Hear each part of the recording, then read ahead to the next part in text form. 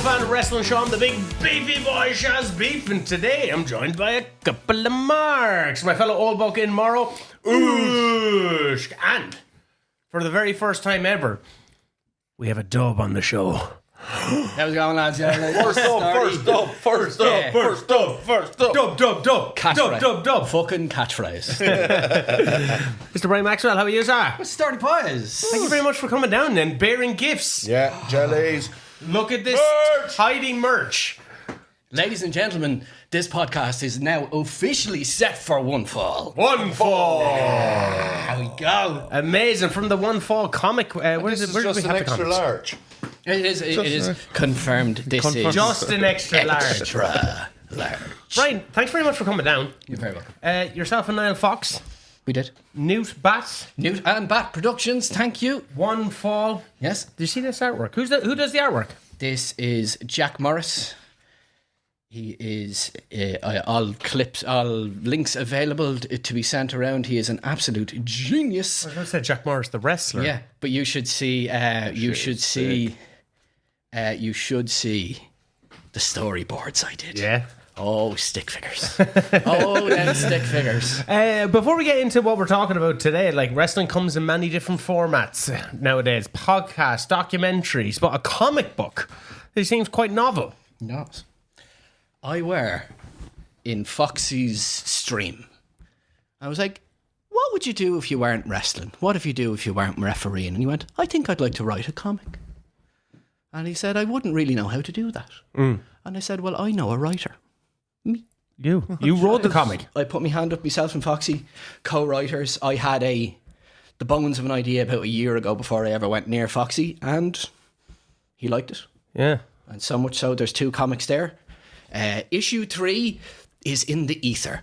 The funding gods have not. The funding gods have not been kind. So if you want to fund a wrestling comic, he's your man to give that money to. This is episode 2. Jeremy. Episode. Yeah, well, you could do. You Yeah, look I at it. suppose. Yeah. And t-shirts are fucking badass. They're badass. Better than any merch that All Elite Morrow makes. I made one hat one time, and it's awesome. And I made it for you. You did. Where can people pick up the comic? The comics are available via our Instagram, Newton Bart Productions. You can DM us there, or you can get Foxy if you prefer to talk to him. If you're linked with me, you can say it to me, and we've sent them all around the world. No. To like family in Boston. But Class. Well, that Yeah, counts. it's all That around the counts. world. thank you on post. And book Foxy for any refereeing duties that you may need. Serious Definitely do. referee. Yeah, he's unbelievable. Niall Foxy Fox. If you're outside of Ireland and you don't know who Niall Foxy Fox is, he refs pretty much all OTT matches. Yeah, there he is. There he is. That's him. There he is. I'm wearing Foxy over my heart. And I'm somewhere near your kidneys. What's your stream handles? It's generally just for Foxy, it's his Twitch. Yeah. We tend to jump along and pal around on that. So that's Foxman, enter numbers here. What you playing? Just chatting. Just chatting. Talking absolute shite. But Foxy would do a few reviews, little breakdowns kind of matches and all that kind of stuff as well. Class. And he's been leaning into doing live beat art. He does sick. like pixelated art. Oh, class. That he sells as well.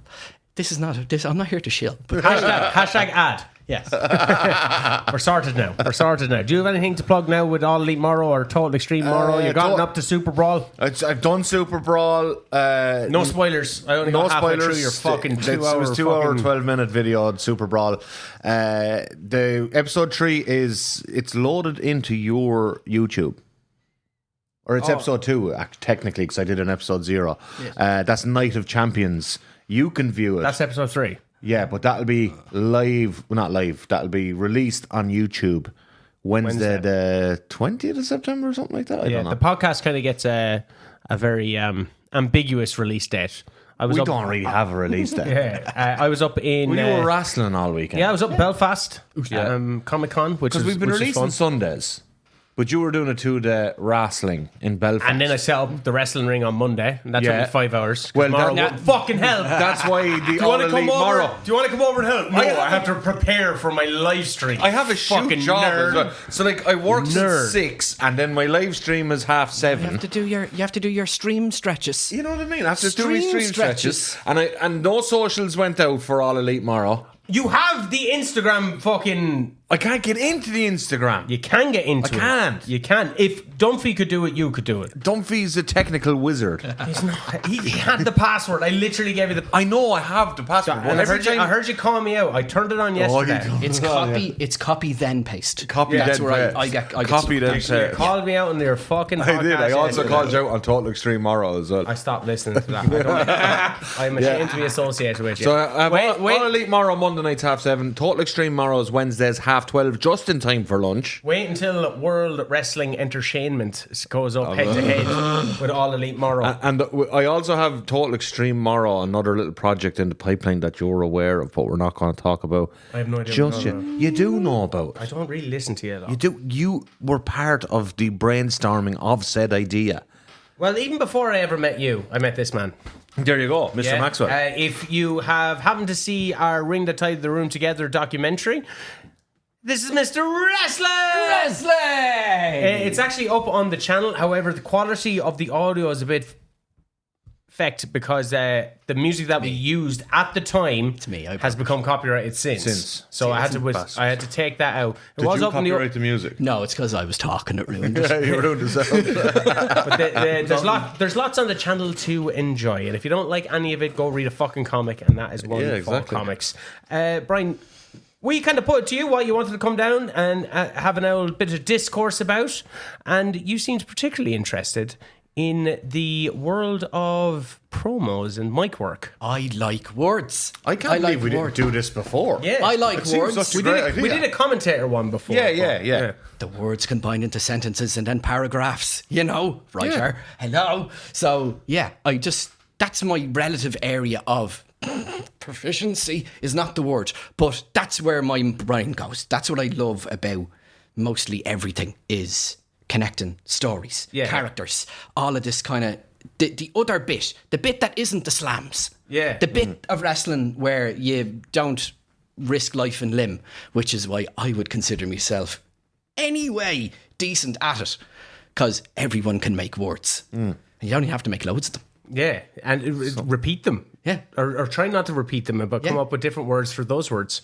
Well, sometimes you can repeat a little thing and it becomes a catchphrase. You know what I mean? Well, did you happen to go to SmackDown when it came to... I viewed it upon the Netflix box. You viewed it upon the Netflix. What struck me is I heard someone state that the best things about that show were the John Cena promo and the Becky Lynch promo, as opposed to the wrestling. And is that this? I wouldn't even say stage because like everyone loves a good promo, but is that where we are with WWE? I know a lot of people say they don't really care about wrestling. We've highlighted the fact they go to ads during matches and things like that. So They never go to an ad during a promo. yeah, well, like obviously, they play promos in ads, but Give them time. yeah. But I find it very strange is that you would spend so much money to go see people promo wrestling battling. It's a promo battle, like it's don't flop. Remember those rap battles? Like that's kind of what it's like. I think you'd get better value for money actually going to a rap battle. Yeah, The epic wrestling battles of history. Thank you. yeah. But I think it's a bit of as someone who loves wrestling, and I love the stories of wrestling, and they can only be created through the promo work and different vignettes and things like that. But it's still, it really struck me, and it felt odd when I said they're right, and that's not necessarily a good thing. I'd agree. Here's why. Here's a question actually for the round table. That's right. I'm going to open up this Iron Brew and have a first ever drink of Iron Brew. Shout out to Jamie Boswell over in Scotland. Get that part where you click it into the thing. I just did. Yeah, no. But you started talking over it. Okay, sorry. Taste it now and we'll see. A live reaction. Scotland. It does taste like Scotland. That's not a good thing. It's not a bad thing. Yeah, it's great off flavor. Jamie B. Jamie, are you listening? What does Scotland taste like? Tastes like Iron Brew. Anyway, what's the question? Can a promo be great if it doesn't lead to a great match? Yes. So in isolation. By right, what's your favourite action scene in a Shakespeare play?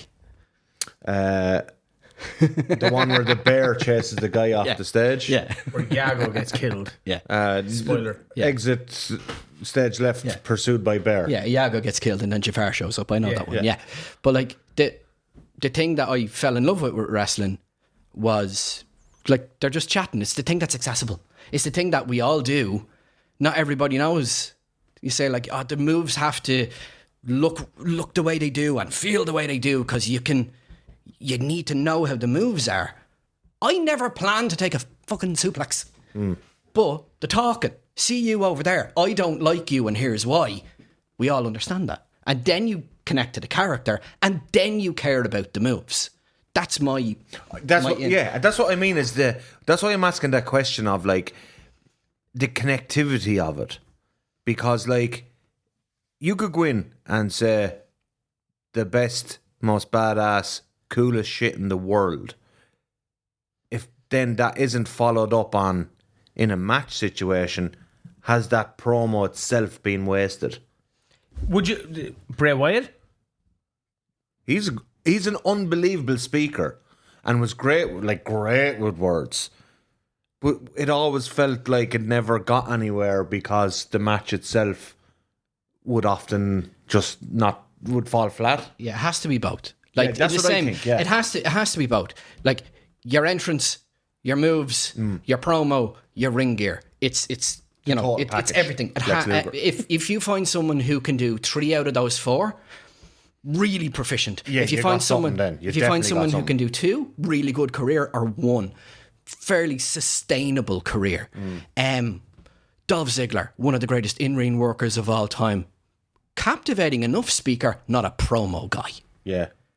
But what's the thing you remember about him? It should have been me, not that really good back bump he took. Yeah. You know, there's something in the way a promo is. Is it also a bit of a poison chalice though? Okay, bringing it back to Bray Wyatt and maybe the lack of like upper level type of matches is that he was someone who I really enjoyed on the mic and I love that style. Is it that it was almost built up to be something that it could never be lived up to? Judging by, say, the wrestling that he was allowed to do. Can I counter with a name? He would build up stories and he would put a lot of depth into his character work. And then ultimately, when you got to the SummerSlam, his debut, SummerSlam, the Ring of Fire match against Kane, like his first appearance and subsequent appearances up to that match were quite fucking electric. They were deadly. Very surreal. It was really, really cool. Then you get to the Ring of Fire match, and then it's immediately kind of torpedoed with this hokiness. Well, part of the problem there, and I don't like, maybe it was Bray's suggestion. We don't obviously know this. Check out the Bray Wyatt documentary on this channel. You're doing a fucking Ring of Fire match. When is that ever good? Johnny Cash would beg to differ. But Yeah. He MVP when he got burned up. Like the Ring of Fire matches in general. But no, like I'm using that as an example. But what I'm saying is, in like Bray Wyatt can do everything he can in the build up to a match, and then ultimately either the booking of said match can really hamper him. What was that WrestleMania match with Randy Orton where they had the projector putting bugs on the mat? Oh yeah. WrestleMania was it? Warmamania, yes, exactly. Like that was dreadful. But that's the one thing a performer can control. When you're on the mic and you're talking, you have the control. So when Bray had control, flawless, all-timer, one of the greatest talkers, so captivating, would make you stop. You'd stop on YouTube. You'd stop if you're flicking the channels. He has charisma. He has prowess. Do you know who I'd compare him to in terms of like style? But then someone who would deliver on kind of what you were saying, the 3 or 4 of the various areas. Jake the Snake Roberts. Yeah. Very kind of that similar cryptic, creepy promo style. Maybe not as like in-depth cryptic as Bray Wyatt was, but maybe spooky. Or maybe Bray's is just kind of the evolution or pushing that Jake Roberts style further. Yeah. But then when Jake would get to the ring, it would all tie together. The promo and the match and characters would mesh and deliver on a much higher, like a more satisfying way or cathartic way. You say deliver, right? But also that style of wrestling back then, Totally in comparison to different. what Bray is competing with, Yeah. it'd probably be easier to deliver as Jake the Snake Roberts when you have Ultimate Warrior and Hulk Hogan in the main event. But thereby, right, the contrast, styles make fights, styles make promos. They do as well, yeah. Because remember when, that glorious era where every single promo was written and everyone spoke the same lines. And it just died on its whole. Oh, God. But the matches were okay.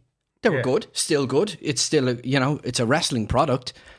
But the promos mean nothing. No, yeah. It's referred to all the time. The suffering succotash of it all. Literally just about it's exactly that. But bad promos stick just as bad as good ones do. They become as memorable anyway. Like Jumpin' Jeff Farmer, the fake Sting himself with his little... Like that's... What's your man, Eric...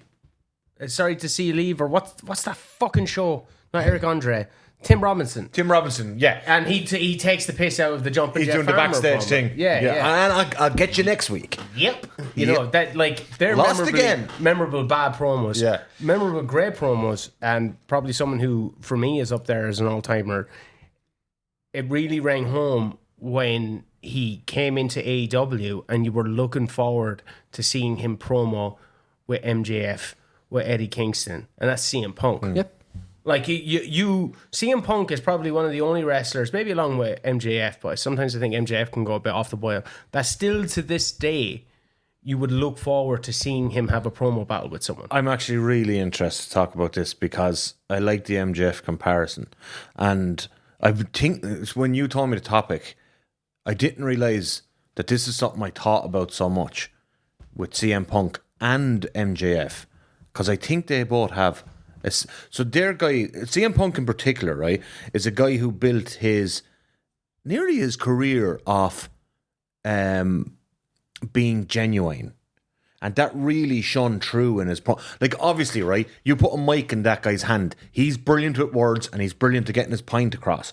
But when he, like, ascended to almost like a godlike level of promo is when he had this authenticity to him. And does anyone else feel like that authenticity isn't there at the moment? So that his promos aren't as... Now, I know we're speaking just a week after he had a really good one with Becky Lynch. But still someone said he seemed a bit stifled in that one as well, maybe tripping over one or two words. Yeah. But like Becky in herself is someone who is very articulate on the mic, and the way she generated heat in the Dublin show and in that, like she can throw you off with certain things that she's saying. Very possible, well. yeah. I just think Punk is a guy who is like one of the all-time great promos when he's been completely authentic. So when he's been the heel. No, not necessarily. Like so much of him bleeds through in the promos, and I think sometimes MJF has like. In terms of like the skills of speaking publicly on a microphone in a room full of X thousand people, MJF is very similar to CM Punk in terms of having the skill base. But I think he quite often lacks in authenticity. He's comfortable. Yeah. He's comfortable on the mic. He's got a good voice for it, and he says, like, the words he chooses are really good.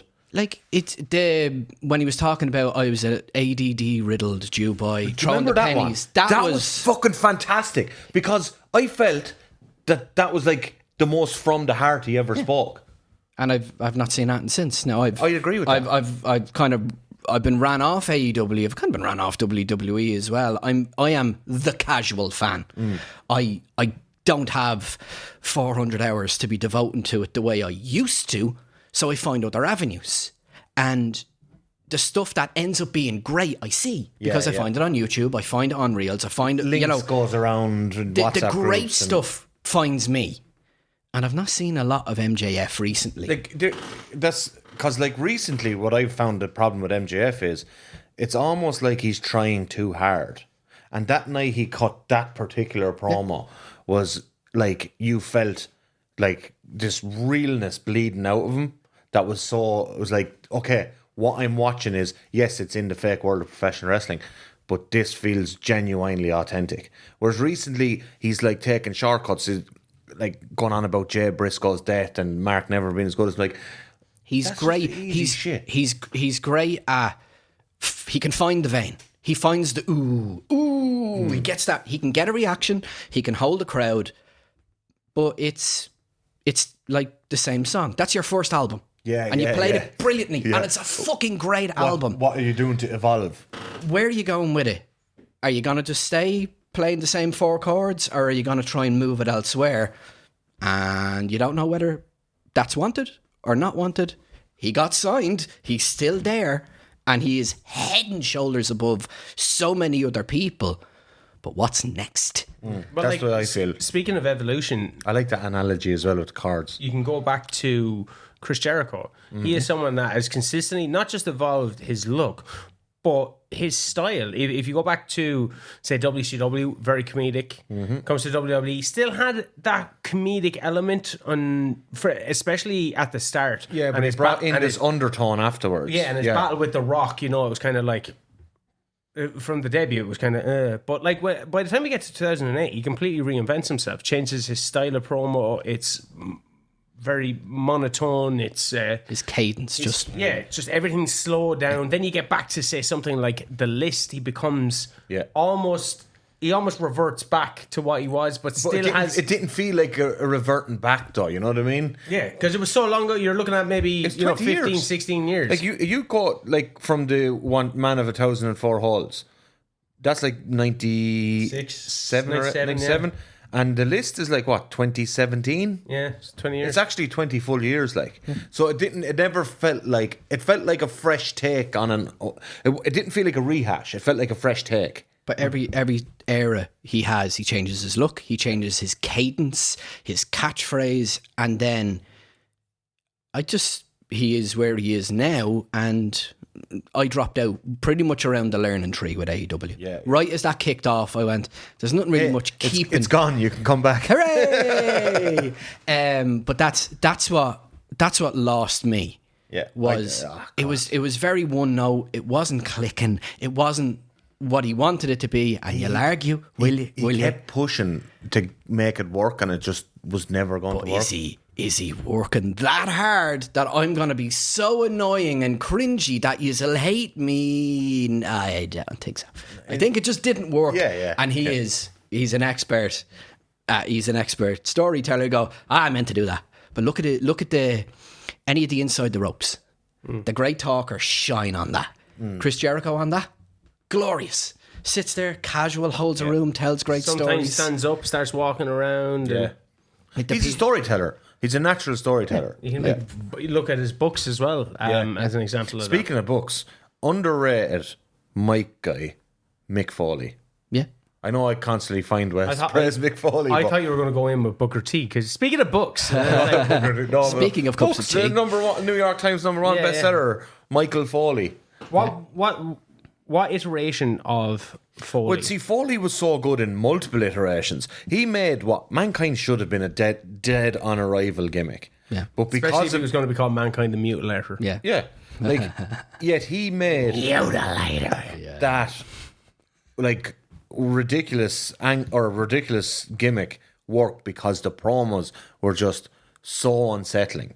And then I remember that right now. Go watch it in the Bray Wyatt documentary, where I remember distinctly as in 1996 when Mankind first came on the screen, and it was the first time that you kind of felt sad for someone, even though they scared you. Yeah. So there was nuance to the character, with the way he was doing this. But also, I feel he brought in so much of his own, like, you look at his he did. He tells the worm story. Yeah. And his That's his, the authenticity shining through. His sit down with Jim Ross and telling his life story, that kind of thing. You're like, oh fuck. That's the key to a promo.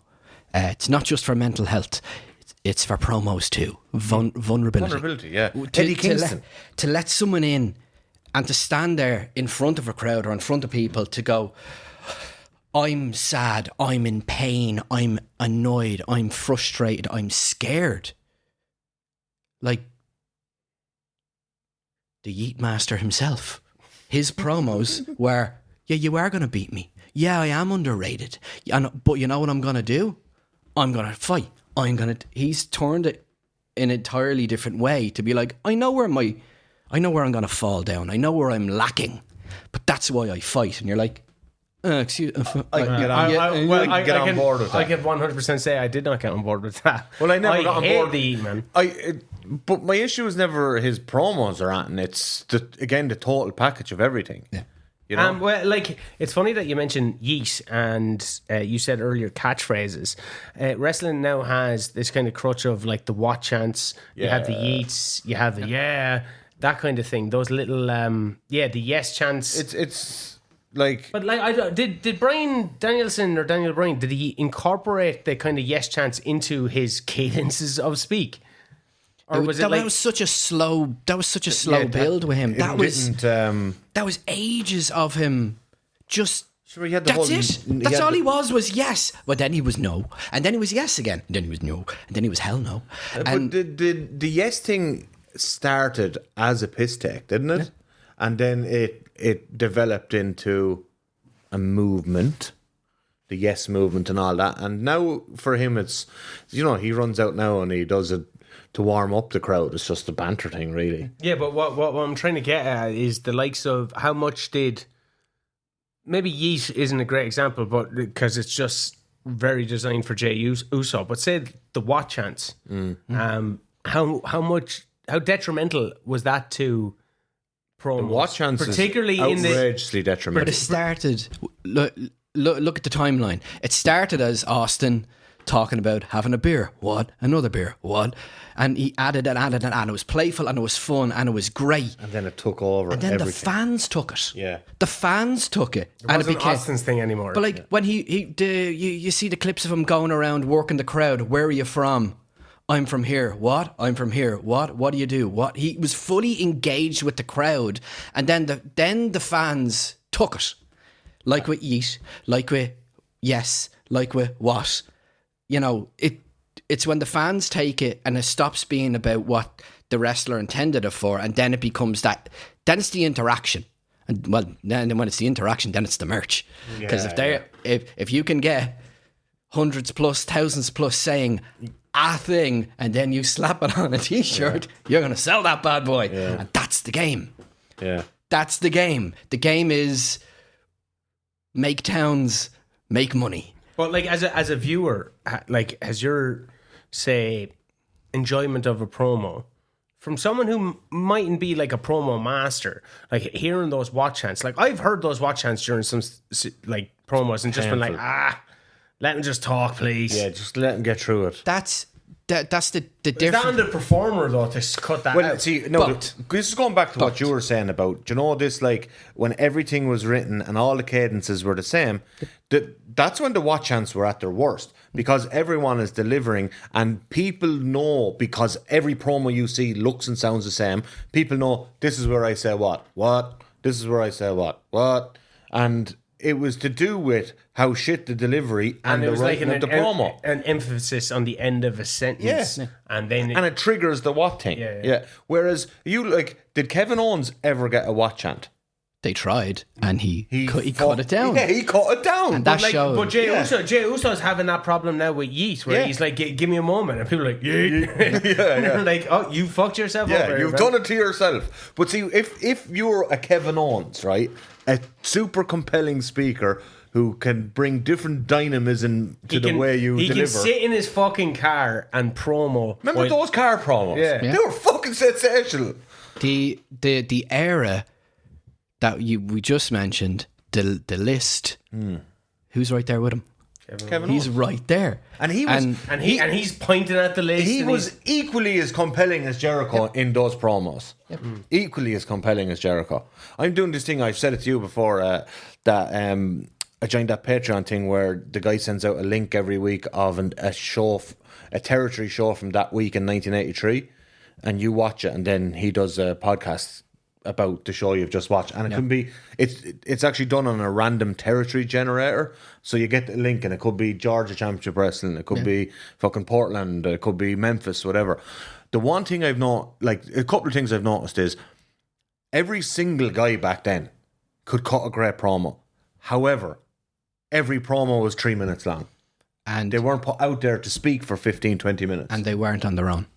And they weren't, they most had of a the time they weren't on they their had own. a broadcaster. They had a Gordon Soley or a fucking Tony Schiavone or, you know what I mean? But they had someone guiding them on. Lance And Russell. That's Lance Russell, another that's like, because everyone can cut a promo now. Take out your phone, cut a promo, Gene. go on Instagram, and that's what promos are now. Is reflective of how people are. And how broadcasting is. Broadcasting is, I'm sorry, what are we doing here? Like, this is what promos are. They're far more intimate, they're far more connected. And that's reflective of how people take in media. How, like, when's the last time you threw on RTE? When's the last time you looked at terrestrial television? You know, I watch The Chase every day with my dinner. yeah. Virgin Media 2, I think. You are a virgin, yeah. Yeah, thank you. I love quizzes, so I watch the Chase. 6 o'clock, it's on 6 to 7. I answer all the questions before any of those guys get it, because I'm obviously more Go intelligent. on The Chase, then. It's in England. Let the man finish Sorry. his... No, you're fine. I should start thinking about The Chase. I love the chase. We should do a wrestling quiz here. But there was, Yes. look at one of the greatest talkers of all time, The Rock. He was cutting Instagram promos. They were the best promos he'd done in 20 years. So it's the medium is important.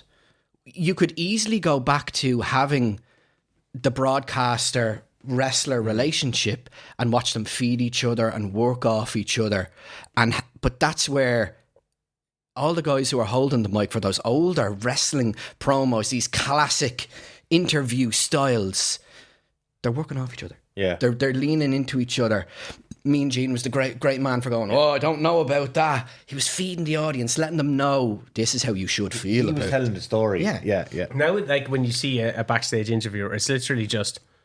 But this is why Renee Paquette is so good, because she interacts with the crowd and the audience she makes faces, or she glance at something, or she's telling a story. Whereas so many of them are just, "Hello, how did you feel about your match today?" Banger after banger after banger. Yeah, And you're like, there's no. But like, you think about those old guys we were talking about, Gordon Soley, Lance Russell, all them, Mean Gene. Most of them started in legitimate sports broadcasting. But they were broadcasters. They're sports, but in the main part of it was they were controlling the promo. I'm here talking to this guy. How do you feel about this? Ba ba ba ba ba.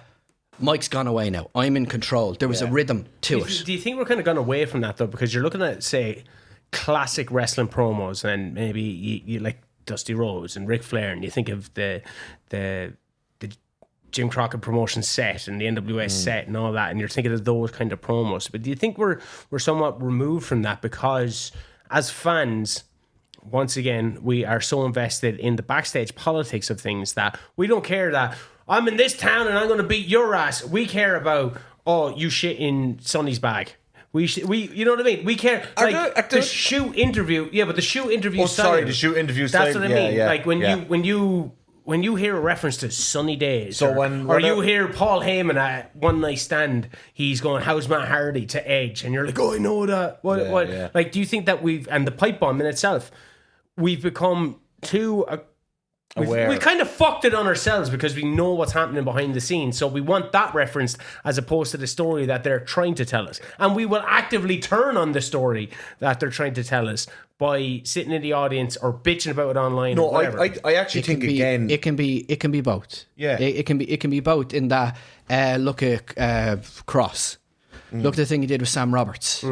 That's where it's at now. You take the form of an interview and play with it. You take the form of that backstage classic promo and play with it. Could you imagine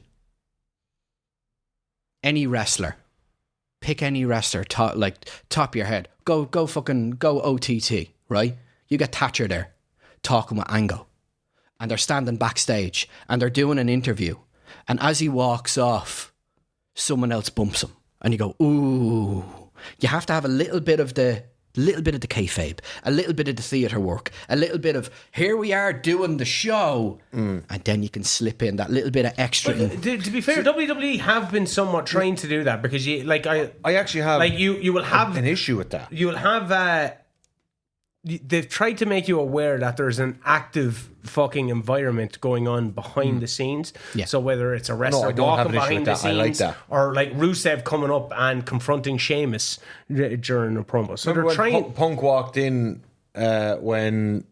Was it Drew McIntyre was smashed on the hood of the car? And he's laughing Laughed at around. Mark. Yeah. And that's cool. Or Sami Zayn, there was a cool one with Sami, and he was walking through, and he met this person, and then they kept following him. He met this person, and he ends up meeting Cody or something like that. And you're like, oh, that's cool. It's an active environment. Of course, these people are going to bump into it's each not other. this like soulless.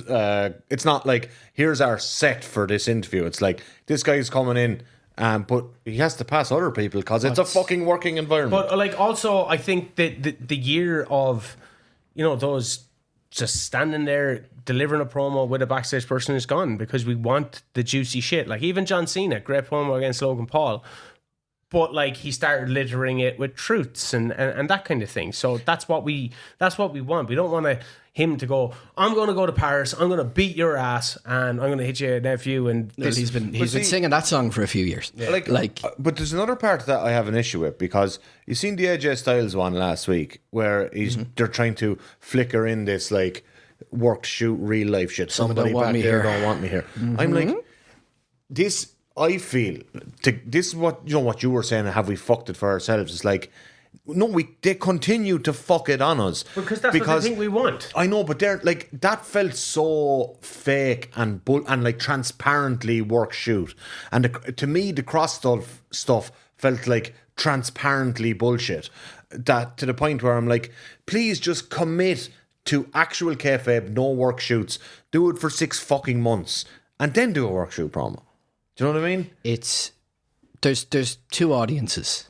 There's a casual audience, and then there's the marks. The full on, but like, there's the internet audience, and then there's the terrestrial audience. If you how call can we it say that. the internet audience now? Because like their numbers on the internet are fucking huge, and it's fair enough to go the IWC back in the day when it was all on forums, but now we have social media platforms where it's Instagram, X, Facebook, immediate ways for people to voice their displeasure. They don't have to sign up for a boards.ie account or a Reddit account. They can bitch about it on their own private like Instagram account on a WWE product. Or YouTube. Like they put everything up on YouTube. So I think there is too much accessibility. But is there still a classification? And I know WWE do it. Go, oh, it's only a small amount of people that are complaining online. Well, it's a fucking massive audience, and you seem to be putting a lot of your business model into the online aspect of it. Triple H wants to work the IWC. Like, I feel like Triple H has burner accounts all over Twitter, and because you see the way he does the Conspiracy shows, theory. He's trying to work us all the time. I'm like, you just sit down and write a good fucking wrestling show and stop worrying about what we think about it. Well, it's how can you get worked, and through what avenues can you get worked? You can get worked by a post, you get worked by a meme, you can get, because that's the access you have to the wrestlers. Whereas back in a territory, all you saw was the promo and the broadcast. You didn't see them anywhere else. You might have saw them in the newspaper, maybe, but you didn't have access to them. The media has evolved where everything has a comment section or a like ratio. Every piece of media that you have, which is, why people are going away from it. I've really switched off a lot of internet wrestling stuff just to enjoy it. Just for me to enjoy it. No one else's opinion. No one else to actually tell me what to think about it.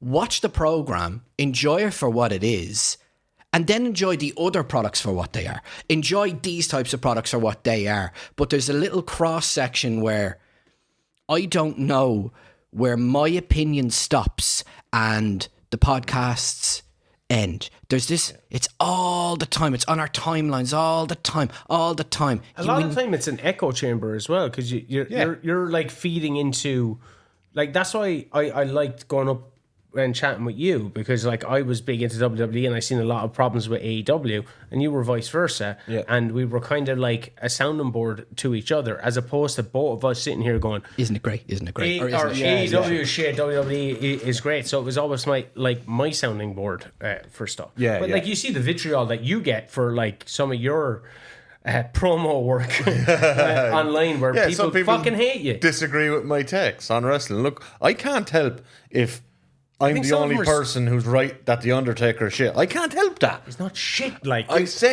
I've said in the past, I am in the expressly comfortable position of being correct.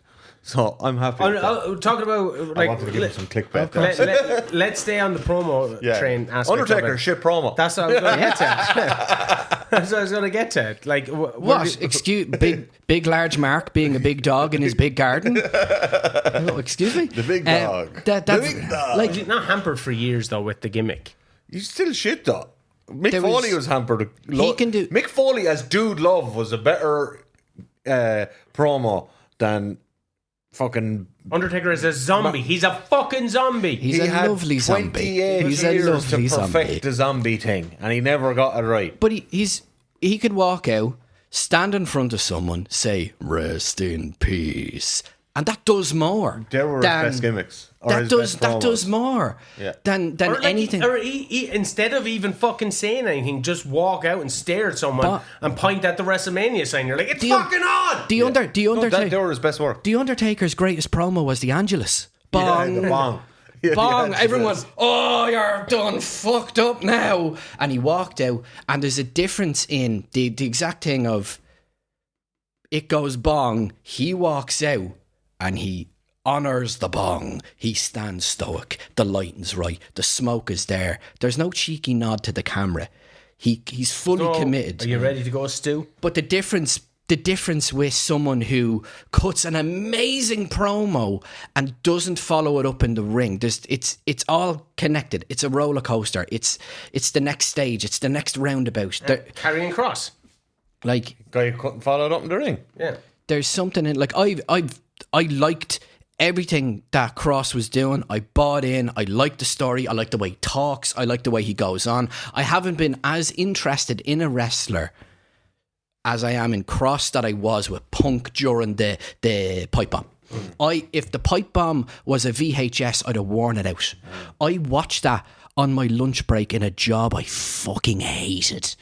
It's in my bones. It just fully is something that I have absorbed, and I watch like music. I listen to it like music. It's the same thing in that people's voices have very specific qualities. Everyone projects a certain way. Everyone has certain vocalities that are very unique to them, and people don't lean into that in promos. They're getting back to it. It's getting back to where people are like, oh, well, we need to be more authentic because there's 9,000 hours of content. Yeah. What's the best you can do is just try and be as close to the bone as yourself, because that's what people connect with, is authenticity. Because there's too many programs. Well, that's what I think anymore. That's what I think Cody got over, because he came across as quite authentic in his story. And like as a babyface in this day and age to get over, it's going to be incredibly hard. And I feel like he fucking knocked it out of the ballpark. I think another person who's gotten over as a babyface and hasn't been pushed to the level of their popularity or how over they are is Mark Briscoe. Again, because of pure authenticity. Like there's something that's it's what got Brett over. Brett like was Flair, never like an amazing promo. Flair, but he was a good promo because he was real. Flair, despite his cartoonish nature, he was 100% authentic when he was on the mic. You didn't think that at the time. Now we know better. Now we know. That man was shitting his pants in the ring while he was doing his promos, and that's why I don't think Shawn as a babyface worked initially as well. Yeah, he struggled. He was a dick. And it's hard to be a babyface, I'd imagine, when you're a dick. But like you look at Brett's best year on the mic, 97. When he had major actual gripes. Yes, and he just poured all of that into it, and what we saw was this. Oh, this is actually real Bret Hart. What we're watching here. Can I ask you, because of course, you seem to be going different tangents. For who would you regard as your favorite promo? All-time favorite promo. You don't know. It doesn't have to be one specific promo, but it can be a wrestler or an example of a promo. You can get it either. There's my brain splits too. My favorite and what you would classify as the goats. Mm-hmm. You have people who are just captivating and who obviously can take an audience. But that's what I think we get lost in. We get lost in the GOAT conversations and who's the best. Who connected with me the most are Eddie Guerrero's promo with Brock. The pipe bomb. All the silly shit Kurt Angle did. I'm a real cowboy. That lives rent-free in my head. There's stuff that I quite like Sami Zayn stuff, but he doesn't stay with me. Like Uzi runs around my head a few times every now and again. Good. That was so good. But that's the like a promo is promotional for the match, the merch, the pay-per-view, the super premium live event down at the fucking fairgrounds. That's what it's. No, sorry, that's gone to Saudi Arabia now. It was at the fairgrounds, but it's in Saudi Arabia. The super Uber event. But that's the technical job. But how do you make people buy stuff is by making them buy in. So what promo did you buy into? What promo captivated you? The first promo I ever adored was when Jericho would use the Titantron to do silly pictures with people. I think he invented memes. Jericho invented memes. Don't tell him that. Don't tell him that. Don't tell him that because he will claim it. Gotcha, Matthew, Chris. edit that one. Jericho's going to find it. He will. Oh, Jericho right knows there. going to claim The meme collector. He is the meme lord. Trademark pending. But that's Jericho. that type of stuff. Anything that William Regal did, I always found super captivating because they have unique cadences. I listen to Jim Cornette not because of what he says, but how he says it.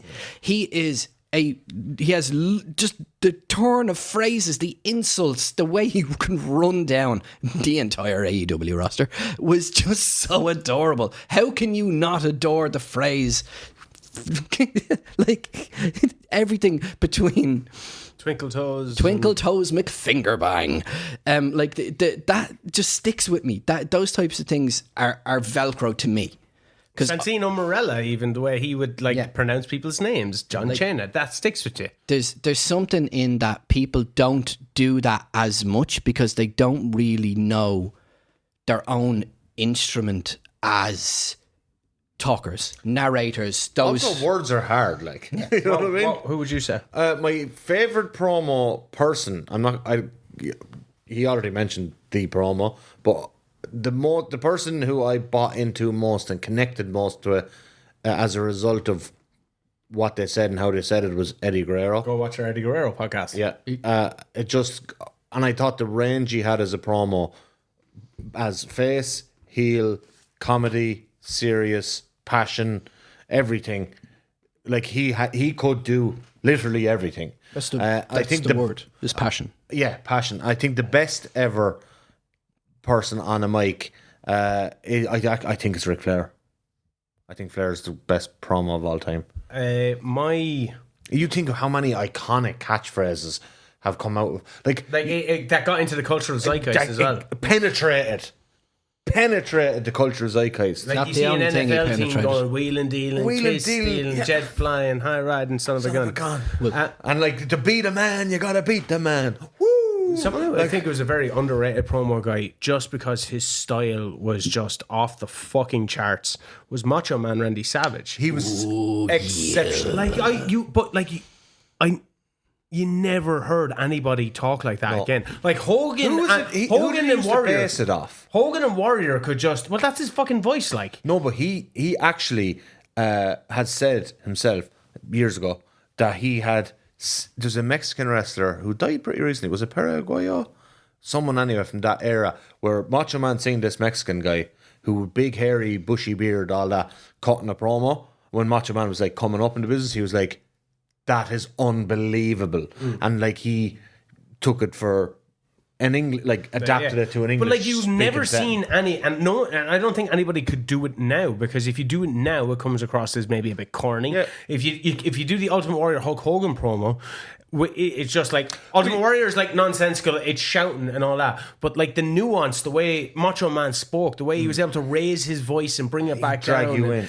get really animated and then make you listen. Oh, yeah, dig it. That was actually a really good impression. Thank you very much. But like, I've listened to a lot of Macho Man promos, as you and should. like going from Macho Man to Macho King and all that. Like in WCW, I can give or take that version of Macho Man, but like the new generation. Totally not even new generation, the golden generation of Macho Man, just fucking unbelievable. Let your eyes on Elizabeth. Yeah. I had someone else in my It's mind just as this fucking unbright. You talked about passion, the intensity, just absolutely shone through. But you say Hogan there as well. Like the Hogan style of promo, you know, that say your prayers, Very each of it. distinctive. But like John Cena's just doing the modern version of that. Yeah. You know? And I think John Cena, like, is an exceptional promo. I think when Hogan went to the NWO and still was like, I still had the cadence. He was still golden generation Hogan. Yeah. I'm gonna do it, Jack, and all that. You're like, you don't really fit in with the outsiders, but okay. What you gonna do, Jack? And he's Hulk Hogan, and you're like, calm down, This man. is weird. You're supposed to be the cool heel now. Yeah, you're supposed to be cool, but you're still doing like the theatrics of the 80s, which it's fun to look back on now still. But like every influencer, every TikToker, anyone who is on social media is borrowing from wrestling. And where wrestling isn't as prominent now, it's not the front runner of rhetoric. It's not the leader now anymore. No, it's a follower now, big time. It's all the drive to survive, the Formula One, UFC. They've taken it a different way. Long form podcasts are the way people take it on board. But you see, the Carnies are going that way. Cody has a nice little podcast going, and he's working. Stephanie has one. Yeah, like that's where Taker has one. Jeez. the idea Every is idiot has a podcast. Every idiot has a Taker's podcast. podcast overrated? Or? Yeah, everything about him, man. He got rid of your man. Who's your man? He brought in Michelle McCool, his wife, to Oh, be his. yeah. Unreal. But it was look at the two versions of his podcast where let's get to know Mark, and you got to know him, and then WWE went, this is good, doing good numbers. Let's tack it on because it goes into the LFG and all of this, and they're doing all the, like, it ties in and it's fucking crossover brand synergy. Awful corporate shite. But that's where that's always going to happen.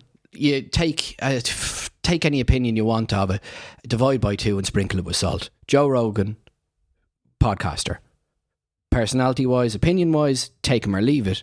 But there was a time when he was the front runner of rhetoric. Look at the likes of Mark Maron, front runner of rhetoric. They held conversations with people. They they were across microphones with people, and they captivated people by sharing stories and letting people in. That's where wrestling could go. You let people in. A lot of that's happening right now in the local scene. I was overjoyed with the fact that you had OTT Insider to give a platform for people to take to the shows, to come back to this like base of operations that people can consume the media, go into the Facebook groups, go and connect, work and rework and interact. What I loved about that as well is, like, there was times where, like, Carvin would take a clip and it would end up becoming part of his narrative. Yeah. And like you said, it was a base of operations, but it provided people with non-wrestling show content that was connected to the thing they liked. And then Tate stopped paying me to come, so you know what I mean? Yeah, fuck that guy. Fuck that guy. Tate, if you're watching, fuck you. You owe me money for the last Insider I did. And if you want me back, cut the check. He can't speak now, so that's why we haven't done the recent one. What's happening? Hooray! I mean, no. But that's where even I've thrown a few comments Tate's way. I'm still I'm still waiting for mic on mic action, Tate. Please. He He can't promo either. He'll never step up. Did you see him doing a promo at Summer Bash? He didn't know how to hold the mic.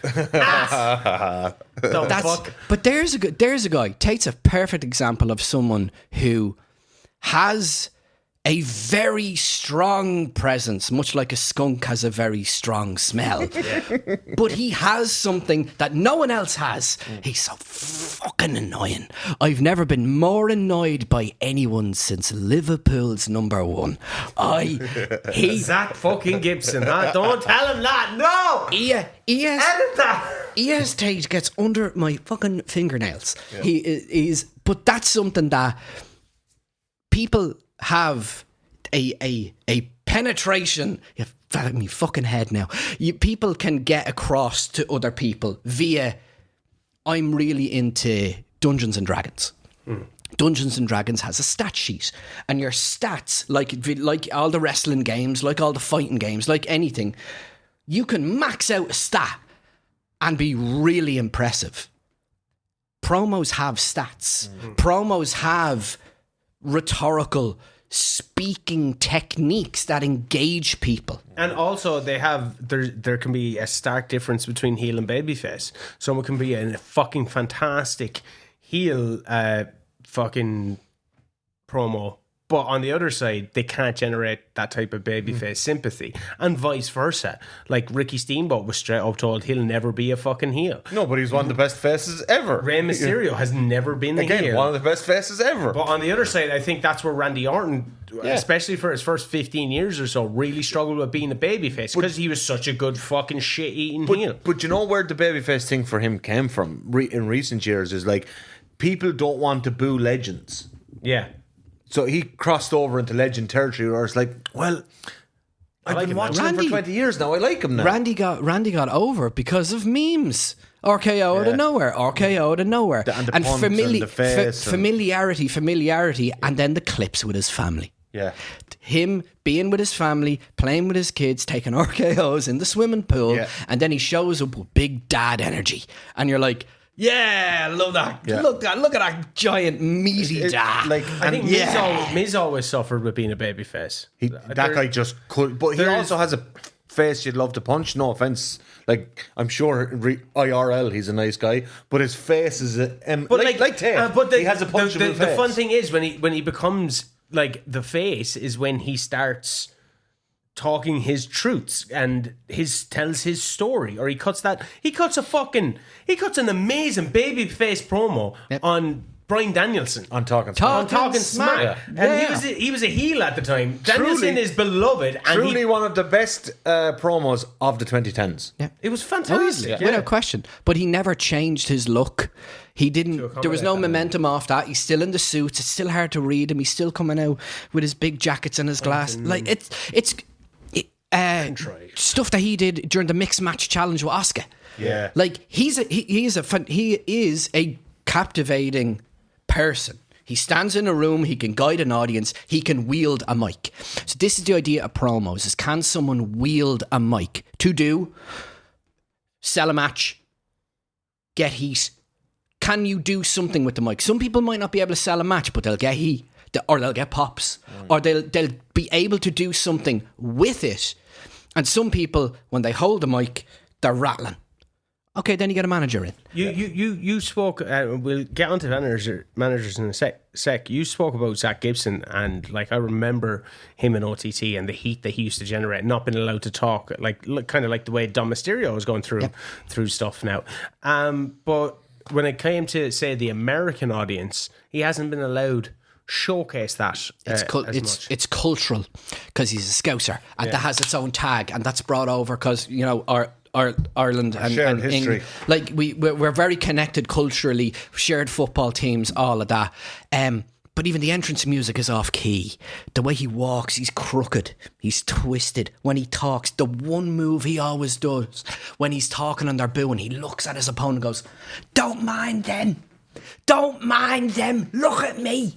It's all body language. That's a promo too. The body language is far more important. Human communication is done with our physicality and our tonality. Words don't mean much. I could talk and communicate to yous about these lovely jellies. Like, that easily done. People don't do that enough. They don't allow themselves to have mannerisms. You look at like a character like the Sam in OTT and what he's able to translate without Really cool speaking. idea. Really good idea. Yeah. At the merch table, Yeah. selling, talking, giving people like Experiences. Like 2 things I've seen Sam do was when he had all the tennis balls and he was signing the tennis balls and people were just so happy that he was handing them out. And then last Contender show, my son was at it and he went up to he saw Sam and he was captivated by Sam. And my wife brought him over and he was scared. And Sam just very gently offered up a high five. And that man has magic in him. Yeah. Magic. But he can use that. The second he starts talking on a mic, to the stratosphere.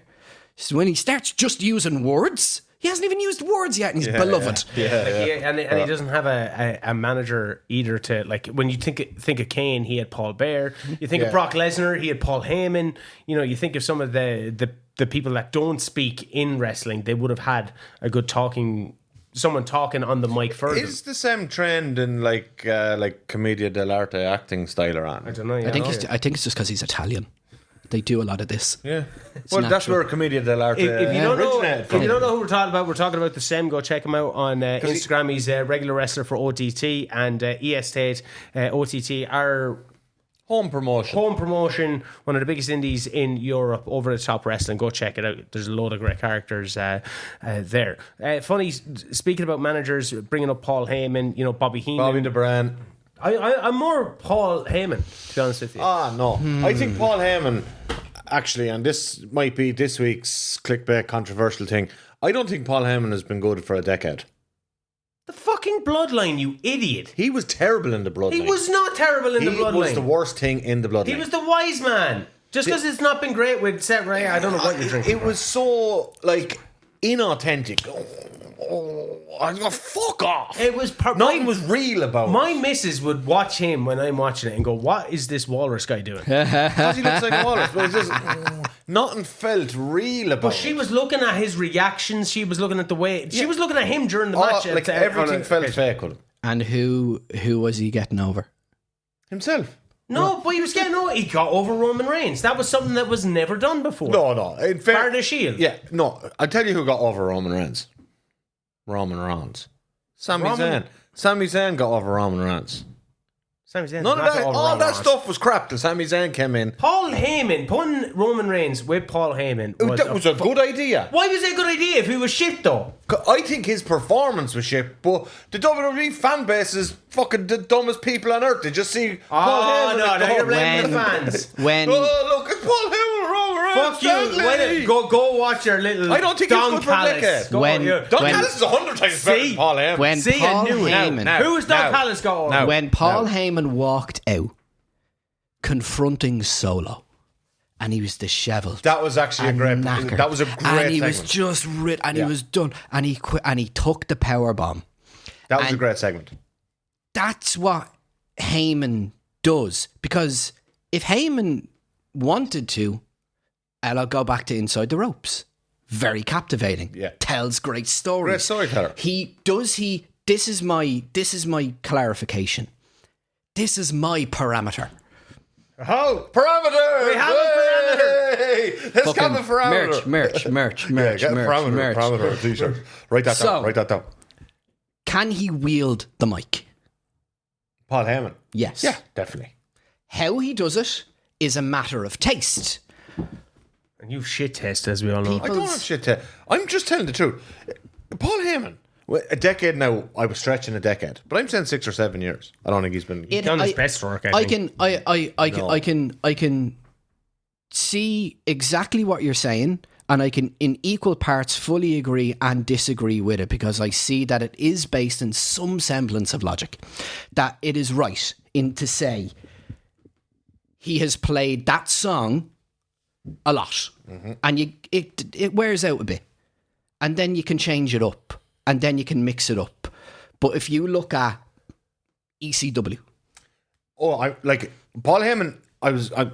To clarify, right? I always have to do this because I say something that would be perceived as Nobody outlandish. on the internet Ever sees the clarification. No, never sees no, the no one clarification. will ever see this part. So, do I think Paul Heyman is one of the greatest managerial characters in the history of pro wrestling? from 1988 until 2000 and maybe 18, which is a 30-year run as the first, second, or third best manager in the world every year for 30 years. Except a few years where he was behind the camera. But you know what I mean.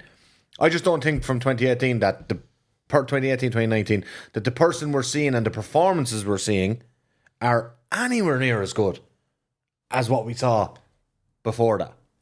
Who is, it could be a very long list, but top of your head, who's your favourite musical act? Favourite band, favourite song, favourite? He likes rap. I do like, I'll say Kendrick Lamar would be my current favourite. So what you're saying is Paul Heyman is the Kendrick Lamar of professional wrestling. If you're to compare the two of them, look at the longevity, look at the skill, look at the absolute... when you say greatest of all time, you go... Oh, I don't know if Paul's the greatest manager of all time. But he got his act. But he's very close. Okay, but look at the acts. You got Bobby Heenan, Gary Hart, Jim Cornette. Look at the act. There's a lot of great but look at the acts that he's got over. Now, obviously, it's a different time period and stuff. But Brock Lesnar in itself, that's a masterpiece. That pairing, his work with Lesnar is a masterpiece, which automatically qualifies him to be in that conversation. His work with Punk, sensational, and his work with Roman Reigns. His work... It's Roman Reigns out of those three is the worst. His work with Big Show. Cesaro. Ryback. Curtis Axel. Curtis Axel. But go back to even the Dangerous Alliance was like 92, 93. That was unbelievable stuff. Like, Not Paul Heyman, guys. Yeah. Like, I do think he's one of the greatest ever. I just don't like the Roman Reigns run. First ever Seth Rollins guy. I despise Seth Rollins. Like, you don't hate him because of his in-ring work. Who? Seth Rollins. No. He's a brilliant in-ring technician. He's very good. He's not brilliant. But I'm physically incapable of giving the man a compliment. I don't like how he fights. I don't like how he fights, but in the ring, he is very good. He's good at doing the stuff. Sweet baby jumping Jesus. He is not authentic, because if you were to take him as a person and just let him talk normally, he would obviously be very captivating. Yeah. But he does what he's supposed to do. He plays what he is supposed to play. Seth Rollins is a Las Vegas act. Yes. He walks out and plays what people expect him to play, and it is serviceable and it is fine. He isn't even near where he should be in the conversation, because he's been around so long. Look who he's studied under. Look who he's hung around. Look at his NXT class. Look at the Shield. Look at the company he has kept, and he hasn't ever fully made me care about anything he has had to say. This is all the stuff I want to say, but he just said it better. That's exactly how I feel about Seth Rollins. He's never, like, for a guy who's got a 10-year push at the top of the company, to not have a single tangible promo where we can go, remember how you felt when he made that promo. He's had 10 years worth of promos. I liked when he was in Vince's office ahead of WrestleMania 38 dancing on the table. That was fun. Dancing on the table. That was fun. But by definition of, you think promo is on the mic. A promo or an angle are slight offshoots where the chair shot heard around the world. That is promo material because it sells the match and builds the thing it's supposed to do. But specifically, wielding a microphone. Seth Rollins does not wield a microphone. He nearly did. Welcome to Monday Night Rollins. And they were, Barbaran, whatever they were singing. And he was right there. And then he ran it to the point where it was serviceable, and he went, that'll do you. Seth Rollins is McDonald's. He is globally recognised, flawlessly executed, and not Michelin star. But you will go back to him. You can kind of stomach him. He's not turn off, go away heat. I have, what's the Seth Rollins equivalent of lactose intolerant? You're set toast intolerant. Set toast intolerant. I'm set toast intolerant. And I wasn't always like, this is more of a recent thing where it's just kind of fallen over the edge for me. I was never a fan. I used to say he was dull. But this current run is just like, he has go away heat with me. He has get a haircut heat with me. I feel like we've went into a lot of like what makes a good promo, and I kind of enjoy that as opposed to, do you remember how great this promo was great this promo was? The mechanics of it is fantastic. Well, I do want to just kind of finally touch upon like one of my favorite promos, and I've mentioned we it never already. asked you. You asked us. No, I said Macho Man. Oh, you did actually. One of my favorite promos has to be the Paul Heyman one, where ECW One Night Stand. Sensation. That was one of my first. The only reason you're world champion because Triple H didn't want to work Thursday. I remember being so exposed and so caught up in the whole ECW thing because I'd never really experienced it live when it was happening, and then seeing Masato Tanaka and Mike Awesome and just been like, fucking hell. What made that promo was he stood out of the ropes and the arm threw it to the balcony, and then JBL did something you would never give him credit for. He sold it. Yeah, that's what I love about promo. I love JBL. That's what I love about promos, and a great heel in a promo selling the good joke. And even if it's a terrible joke, it still gets sold by them. But Heyman in the coat, throwing his arm to JBL, and you didn't work. And mannerisms. Mannerisms, people. I can't say it enough. How you are in a promo is far more powerful than what you are saying. People will connect with what you're doing and how you're doing it. If you're too rigid. Look at the early NXT stuff where they got like Eli Cottonwood to speak about a mustache and all that, and you can see how uncomfortable people were. It just comes to experience. Is there anybody that started off like, oh fuck, someone started off bad that got good? That got really good. Moxley. Yeah, that's a fair point. God awful when he started, big cringy heading him, and then he can wield the mic. I think it kind of went the other way. I liked him as Silly Dean. As Dean in FCW and that kind of stuff. I adored Silly Ambrose. I bought an Ambrose hat.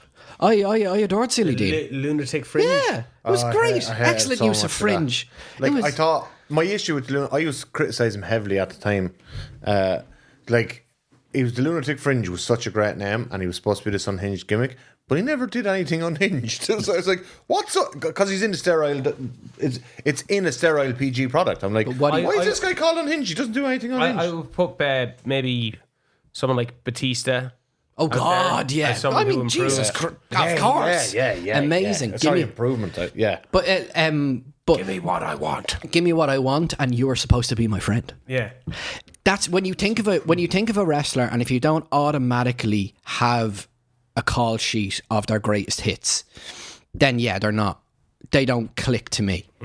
But like Christian Cage, decent, dead. So good. Decent, but doesn't click with me. But I see it. Yeah. I get it. And at the time, it was but he didn't go deeper. Unlike that with Edge, Edge has never clicked with me as a longest time. Edge very good mechanically. Yeah, mechanically doesn't click with me. You can see it where it's like, I see what you're doing. You're doing everything right, but there's just something missing. I don't know what it is. It's the equivalent of, I know it's a lovely restaurant, but I really just don't like Thai food. It's just it's a matter of taste, and it's a matter of being palatable to you. And if you have someone who I'll see in OTT who I was praying would get on the mic was Renzo. Get him on the mic. Bombs. Dropping bombs. There's such good work in Irish wrestling happening now. I cannot stress enough how much we've been needing a little bit of thread. Just to work through. Just to slowly work through. And you can see that the tide is being risen. Do you feel that? There's unfortunately the reason I'm here is because I engaged with someone's characterization, a very close personal friend of yours, I believe, that there was someone. Oh, there was someone who I saw a character finally arrive in Irish wrestling again. That was unique. That was entirely just its own mannerisms to the point where there's goddamn music videos. Feels fully fleshed. Yeah. Yeah. The only other people doing music videos in Irish wrestling are Fresh Naz and Jay Money. Jay Money. So let's have a chat with all of them together, shall we? Yeah. Imagine the absolute chaos. But it is interesting that you say about OTT. Obviously, it was very hard coming back from the pandemic, and the heights that were reached with the promo work and the work of Sean Ryan. Yeah. Like the heights that were reached. Jesus, Sean Ryan was so good. It was fucking phenomenal. Yeah. And like it's hard to get back there because of something that we discussed on Killing the Indies is that like the second you are seen to have an ounce of talent, you're snapped up, you're gone. It's you're different. It's a different environment. But what OTT has done exceptionally well post pandemic is this has been a grassroots revival. Yep. It's through the training schools, the few that are available in Ireland. There's a few now, and like this current, what I feel is kind of on the cusp of another kind of boom, is it has come from within. It's the grassroots. You know what I mean? Like there's very few necessity for maybe outside of one or two shows a year a major import now. Yeah, there's enough people. There's enough people and enough talent to the point where you can now travel the country and hit towns. I think there's literally, we counted up there the other day, there is 7.8 million active trainees in Ireland now. Is there? Yeah. Okay. 7.8 million active trainees. That's a large number.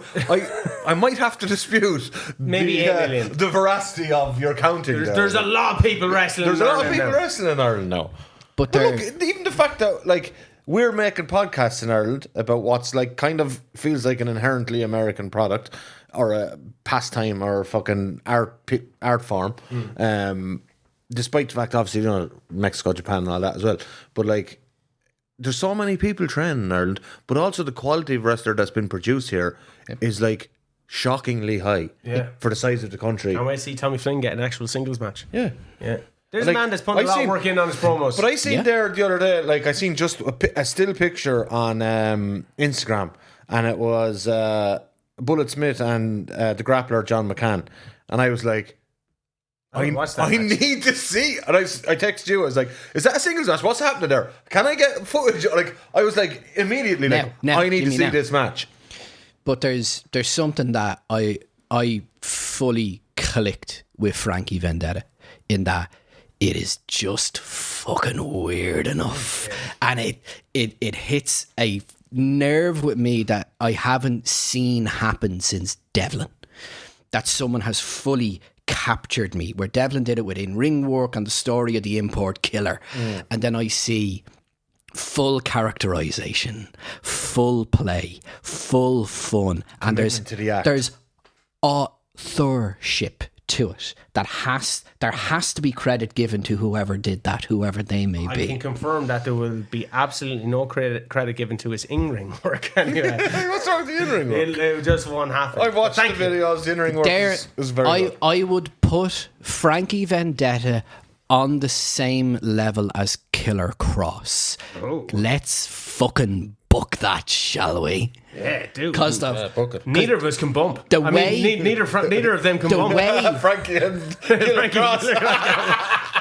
There's something that I'll say, something that I will look at, and everyone talks about dream matches. Let's book it for the promos alone. Yeah, Joe Cabret, book that shit. Get that up on the Titantron in the National fucking Stadium, like Be Cool and Angel Cruz. Yeah. Oh fuck, Angel Cruz, another guy who put a lot of work into his vignettes and stuff. Great character. Really enjoyed having you down, man. Yeah, thank you so much. What way to end it? Frankie Vendetta versus Killer Cross. As I said, to my neither of them can do back bumps. Shane, you might send me a ticket, but I won't be going for the wrestling. Any final thoughts? Are we getting away from promos now? All in-ring segments are going to be long-form podcasts. Hooray! Cinematography! I wanted to, when you said, because you do this every time, any final thoughts, I wanted to say, yeah, and Seth Rollins is shit. But you covered it for me, so I have no final thoughts. That's not your favourite promo, maybe. Yeah. Your favourite, not what the best is. Your actual favourite. Because they never mention hard times, baby. And everybody loves a bit of hard times. That's another good impression. Thank you so much. I love wrestling so much. I was actually, in the world, a lot of crazy stuff happening in the world, and you're on X and shit pops up on your feed and all that, and I was feeling like, oh, what the fuck? And I just flicked on our last episode, and the intro alone just made me smile because we're just 4 fucking nerds talking about wrestling in a basement, and we're all I'd say the average age is 40. Yes. Or 39. 39.7 or something like that. Well seasoned like a goddamn marinated steak. I love this guy's vocabulary. Yeah. One fall. You can read his vocabulary in comic form. Jack Morris is the artist. Niall Foxy Fox is the ref. Co-writer extraordinaire. He brought the authenticity, and I brought the words and structure. Alex is a pro wrestling fan, and he just is starting to see how hard it is and what it really takes to look fake. There you go. Strap up your boots and hold on tight, because this comic is set for one fall. One fall. Brian, thanks very much for coming down. We are the Wrestling Fan at Wrestling Show. Please like, comment below. Subscribe to the channel if you haven't. Merch to be bought, comics to be read. Thank you very much. Until next time, stay safe, stay sane. Up the dubs.